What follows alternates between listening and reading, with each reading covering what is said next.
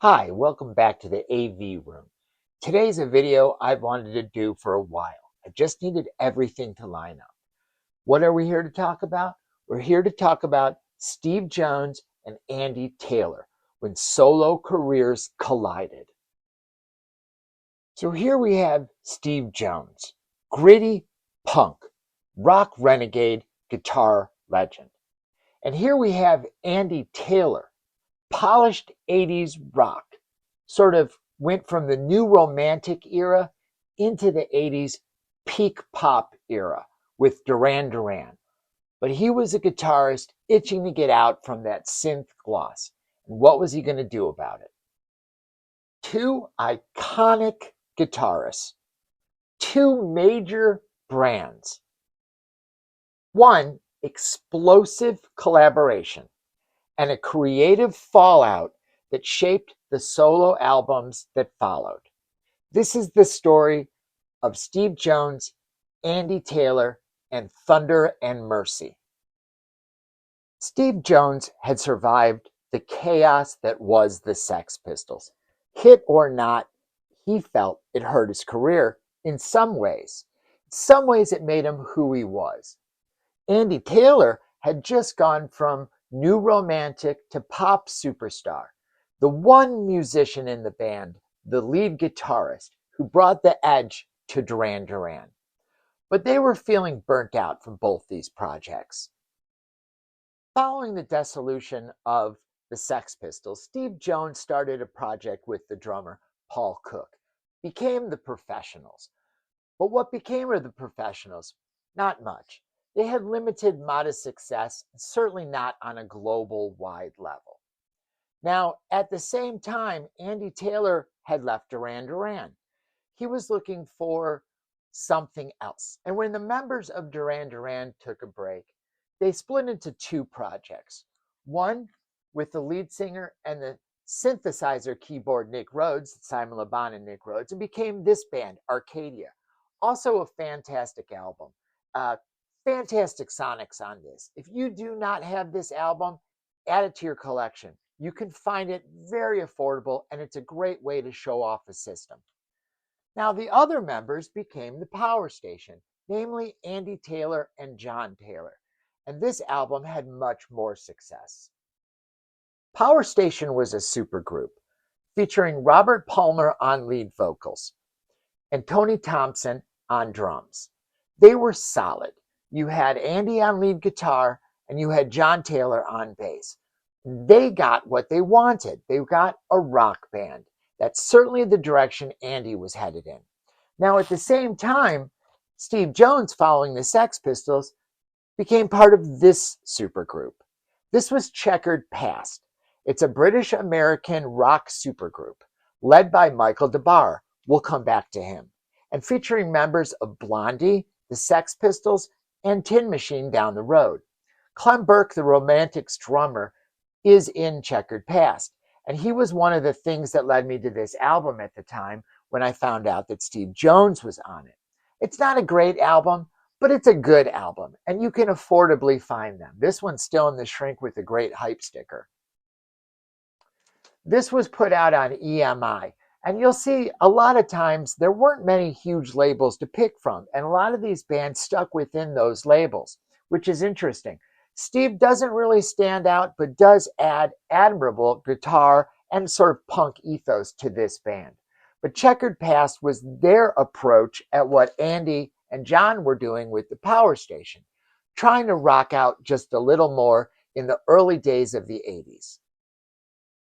So in 1985, Steve and Andy met. They met and they did a collaboration on a song for the Miami Vice 2 soundtrack, When the Rain Comes Down. There's a great video for it as well. Now, it ties into what Andy does next. Clearly, he had been working with Steve, and they had formed a bond which is really felt and heard in their solo work. Now, Andy was the first to go first.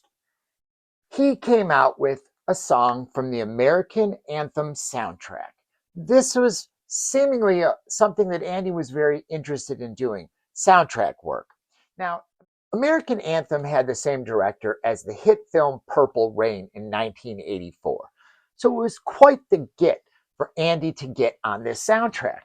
Now, what's cool about it is the soundtrack really pushed Andy's contributions. The video featured Olympic superstar Mitch Gaylord and future Wayne Gretzky wife Janet Jones, and was heavily promoted. It's a very video sort of compilation, just like Purple Rain was. It seems like a bunch of videos strung together. Now, one of the videos released to promote the film was Andy Taylor's Take It Easy, which featured prominently on the album's hype sticker. Again, this is a relatively inexpensive album to get, and I do suggest picking it up. It's also got a great single from John Parr, Two Hearts. Now, to take it back to Andy, Andy did more than just a little for this album. Aside from having Take It Easy, he also contributes a song called, let's see if I can find it here, Angel Eyes. There's also Wings of Love. Angel Eyes is interesting in that it's an instrumental. It's a sort of his guitar noodling over a click track. But Take It Easy was the hit from this. Take It Easy was the hit that sort of propelled Andy into not just a supergroup. He wasn't just a member of Power Station or Duran Duran for that matter, but he could be seen on his own terms. Now, this is, again, a great soundtrack, and you can also find various releases of Andy's Take It Easy single on 12-inch. What's cool about this 12-inch is it has an extended version of the song Take It Easy. Now, what's interesting about the 12-inch single for Take It Easy by Andy Taylor is that it has an extended 12-inch version of Take It Easy. It also has Angel Eyes, that aforementioned instrumental. Now, Take It Easy, the extended version, features a really cool intro, very Jimi Hendrix experience inspired. I couldn't get Jimi Hendrix out of my mouth. Jimi Hendrix, that sort of searing guitar national anthem, is at the beginning of this version of Take It Easy. And let me show you. This is the vinyl for the 12-inch that you'll want to look for. And it's got that 12-inch label on it, so it's easy to find. And very affordable. And the sonics are incredible on this 12-inch. I didn't even know it existed until several years ago when YouTube had me stumble across a video that said extended version. You can probably find my comments down in the comment for that video. And it was this 12-inch version. And this is what to me, dialed in Andy Taylor. It was this moment that Andy stood out from Duran Duran to me as a kid growing up and going to high school. And my buddy Brandon and I used to play this all the time on the way to school, on the way back from school, and hanging out at night. Andy Taylor got a lot of play back in my high school days, and his work on the American Anthem soundtrack is one of the reasons why. He was on my radar from Duran Duran. Steve Jones was on my radar from the Sex Pistols, and again, Checkered Past. And then the two of them collided. When Andy contributed songs to the American Anthem soundtrack, this one, and again, there's a lot of great songs on here from other bands, including In Excess with the song Same Direction, before they really exploded. So it's a great soundtrack to pick up. Now, on this album, he had recording with ex-Missing Persons member Terry Bozzio and Patrick O'Hearn, who performed drums and bass respectively on the song and video. That's not Steve Jones you see in the video, though at times it looks like it could be. Now, two other songs by Taylor and Jones also appeared on the album, Wings of Love and an instrumental called Angel Eyes. The single reached Billboard's list at number 24. That's pretty darn good for your first single being released from a supergroup by yourself. So again, while he was following up Duran Duran and Power Station, this was simply Andy out on his own, and it was quite a success. Now, the 80s were a busy time for Andy Taylor. In addition to the solo album we're about to talk about, he also did work with Belinda Carlisle on her 1986 album, Mad About You. He's the lead guitarist. He's also in the music video. And if you ever thought Addicted to Love sounded familiar, there it is again. Andy Taylor plays the guitar solo in Addicted to Love, which is quite interesting considering in 1985, Robert Palmer ditched the power station for this solo album. And many people think he conned Andy into playing that solo, thinking he didn't know what was coming. So this was the album, 1987's Thunder, that Andy Taylor debuted to the world with his collaborator, Steve Jones. This is my cassette, and as you can see, the cassette has slightly different artwork on its J card. It's on a clear clamshell. There you go, Andy Taylor. You can see I've got some play into it. And the J card on this folds out like so with credits and then that artwork. Now, the cool thing about it is the artwork on the J card is not exactly like the album. You can see here, and I'll put an insert. The cassette's in black and white with color, and then the album has got him off to the left corner with color here. So worth collecting if you're a collector and you like subtle differences. And again, it's got that different illustration that's not found on the cassette on the album. Now, this album featured Sex Pistols guitarist Steve Jones on guitar. And Steve also wrote the majority of the songs on this with Andy. The album peaked at number 61 on the UK albums charts and did even better in the US, debuting at number 46 in the Billboard US 200. The songs I Might Lie and Don't Let Me Die Young were both top 40 hits on Billboard's album rock charts, peaking at number 17 and number 36 respectively, and had awesome videos for both. They got heavy rotation, so you have Take It Easy, you have I Might Lie, you have Don't Let Me Die Young, and you have When the Rain Falls from the Miami Vice 2 soundtrack. All videos released, all videos getting constant play on MTV and other video station shows. Now, this album went out of print in 1980, but remerged in a newly expanded version in digital music when Taylor made his entire catalog available in 2010. In addition to the original version of Thunder, Taylor's previous solo songs, Take It Easy, were included as well in the digital version. Lead guitar on Addicted to Love really helped propel him and got us ready for, following Power Station and Duran Duran, this album. And like I said, this album got a lot of play from me. I love this album. It's probably an understatement. And it's got a pretty cool, here we go. Now this one, let me show you this is actually cool too. The inner sleeve. The inner sleeve's got the album's songs on one side, and check this out. Look at that guy, Steve Jones and Andy Taylor. Now, as it says on the back, thanks to all at MCA. All songs written by Andy Taylor and Steve Jones, except for Broken Window, written by Andy Taylor. Now, we'll come back to that because that's an interesting side note.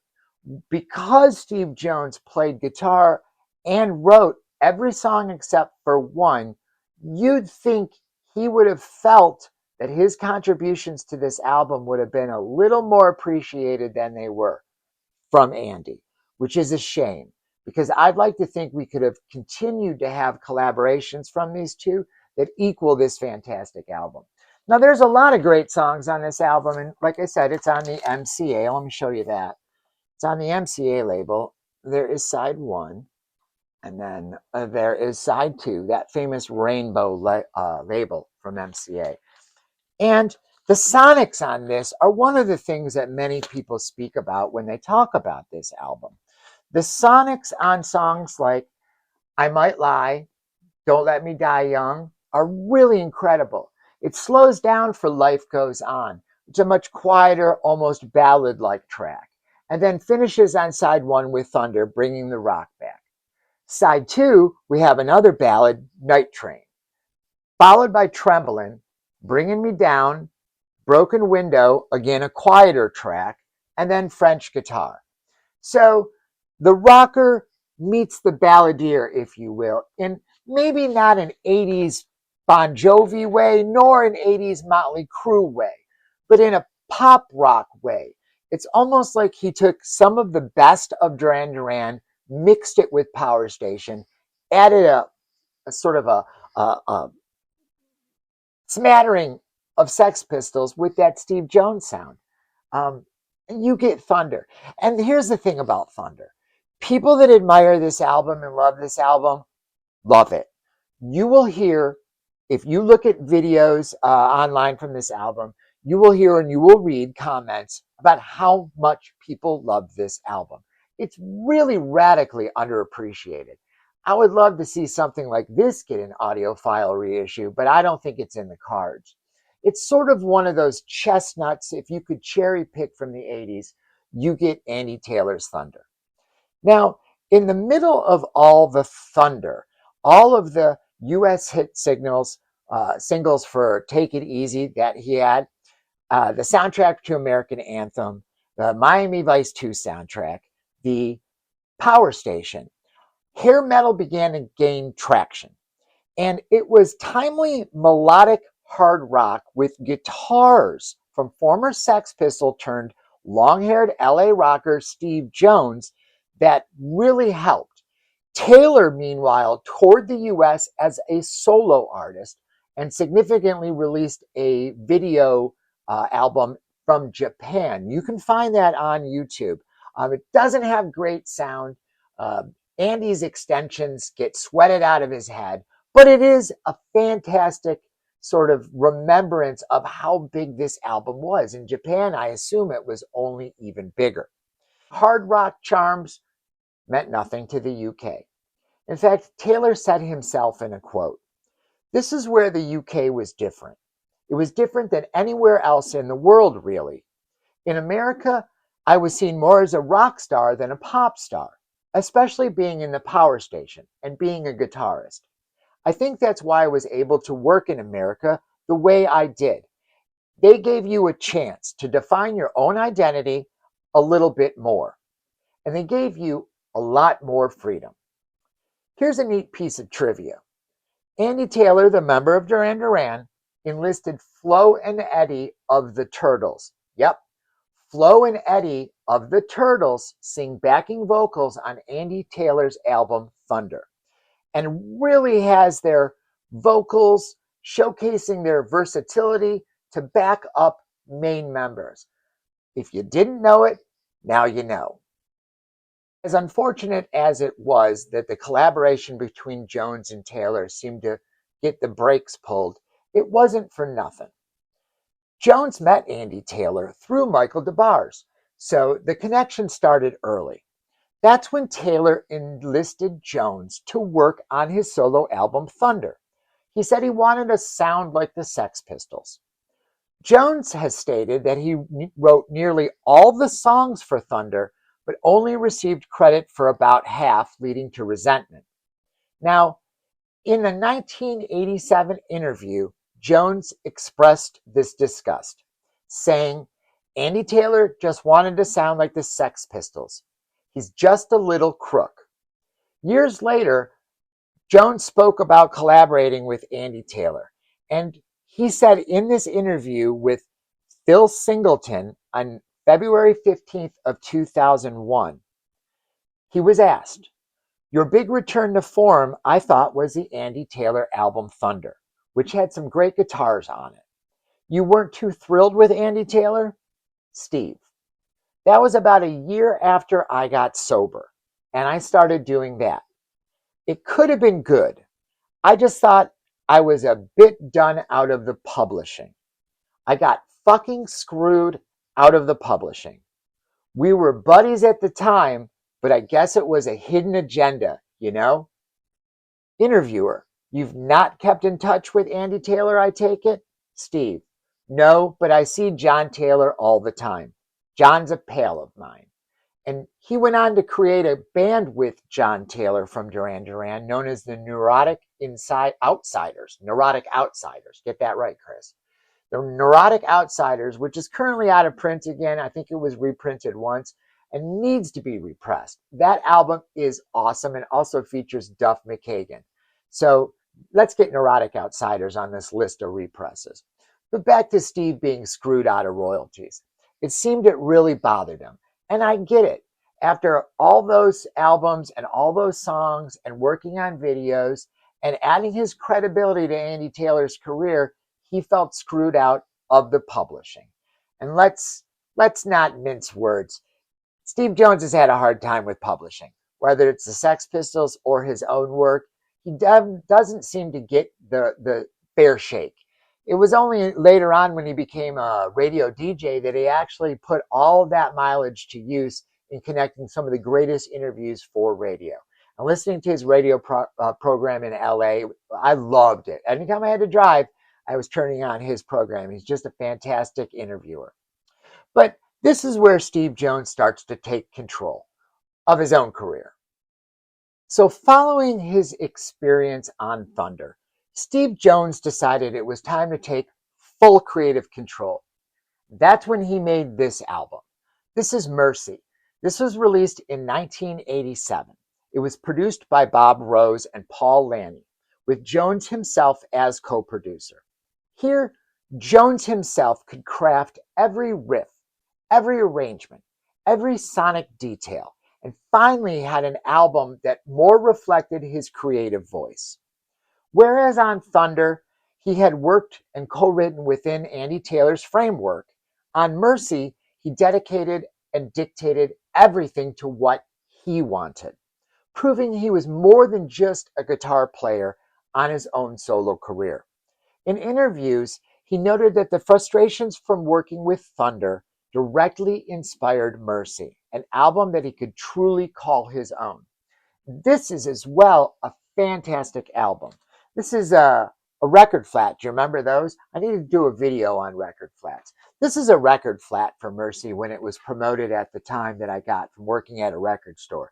And you can see you could bend it over with slotted walls and you would stick it in like this and create designs. I won a lot of contests, a lot of free tickets for those sort of things.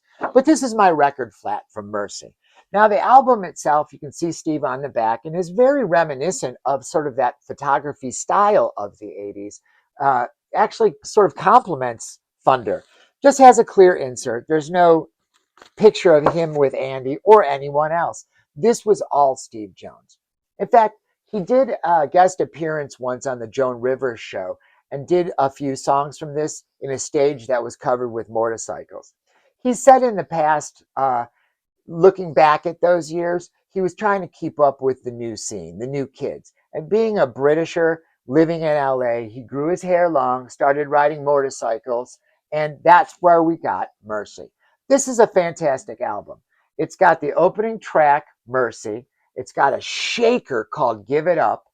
It's got That's Enough, also a raging cool rock song. Riding in My Heart's a little quieter. Within You, Without You is also sort of an approach to a ballad, much like Andy had on his album. Second side, it's got Pleasure and Pain. Again, first track, opener. Amazing sonics on these albums. It's got Pretty Baby, Drugs Suck, the only song he doesn't like on this album, Through the Night, and Love Letters. Reflecting back on Drugs Suck, which was also featured in Sid and Nancy, he felt he was just preaching too hard. And who was he to preach? He had his own addictions and his own problems. And so to put it in your face, Drugs Suck, it was also used as an anti-drug ad campaign, which makes me think maybe he was a little on his high horse during that time, and even he admits it. But we got Steve Jones' Mercy. So in several close years, you got Steve Jones' Mercy, you got Andy Taylor's Thunder. Predating that, you had Power Station. And predating that, Checkered Past, Sex Pistols, and Duran Duran. What a fantastic time to be alive. You just can't beat it. Now, after that, Andy did have other solo albums. In fact, there was an entire album recorded, ready to be released, following Thunder. Now, unfortunately, in 1988, Andy had written and recorded a follow-up to Thunder. The album was to be called Nobody's Business. It was recorded throughout 1988, and if it had been released as intended in 1989, Nobody's Business would have been widely known as Andy Taylor's second album. That album never happened. Instead, the covers album he did called Dangerous stole those accolades. Nobody's Business is still unreleased to this day, but there is an unofficial release of it that has been floating around the internet since 2020. And you can find that on the YT channel. Look it up. I put it on Reel to Reel. It's definitely, if you're a fan of Thunder, the Nobody's Business album is right in line with it. Look it up. There is a lot of gems. It's that album you wanted as the follow-up. Instead, we got a covers album. And while I loved it, it never really came anywhere near as close to how much I love Thunder. Here's where this is Steve Jones' second album and what he did. What he did was release this album, Fire and Gasoline, several years later. Now, what Steve did next was Fire and Gasoline. This was a great album. This album had a lot of the strength that his other one didn't. And in 1989, while it wasn't going to compete with your Motley Crue's or Guns N' Roses, Fire and Gasoline was a solid follow-up for Steve Jones. This is the album he did with Ian Ashbury producing. Ian Ashbury of The Cult, and features guitars from Billy Duffy, and even has a solo from Axl Rose. Axl Rose and Steve sing together on a song called I Did You No Wrong. Now, Axl didn't do many projects outside of Guns N' Roses, so when he did, it was special. And he decided he would sing on this song with Steve, Fire and Gasoline. This is another cheap heat album you can find, and if you like that 80s rock and roll guitar sound, if you like the style that the Cult and Guns N' Roses were doing at the time, look into Steve Jones's output with this album, Fire and Gasoline. So that's Fire and Gasoline, that's Mercy, and that's Thunder. Three great albums. Three albums that really take me back to the 80s, when the guitarist was often overlooked and in hindsight created some of the best and most memorable music of the late 80s. I'd like to thank you all for watching this episode, and this was one of my favorites because I've always loved these albums. It's been a long time. And while this video may not get many views, I had to do it just to get it out of my system. Track down all of these albums on secondary markets. You won't be paying a lot of money, and they're three solid, well-produced albums. The sonics out them are much better than many of their contemporaries at the time. And if you're really into solid sound, also look into that Arcadia album, So Red the Rose, and the Power Station. Power Station's getting a reprint, but I hear it's going to be from a digital copy and not an analog copy. In any event, I may pick it up anyway because it's going to have those Michael DeBar's tracks, those extras, the Live Aid performance on it, and so I may pick that one up. So thank you for visiting the AV Room. I'm really close to my 1,000 subscribers number. I only need about 24 more. So do me a favor, if you haven't subscribed yet, please do so. Leave me a comment down below and let me know if any of you have this album, Thunder, or if you have Mercy or Fire and Gasoline. I know a lot of you do, because in the comments for these videos, for these albums, I see a lot of people showing that they care and still play it to this day. Well, thank you for visiting. Like and subscribe, and I will see you next time here in the AV Room.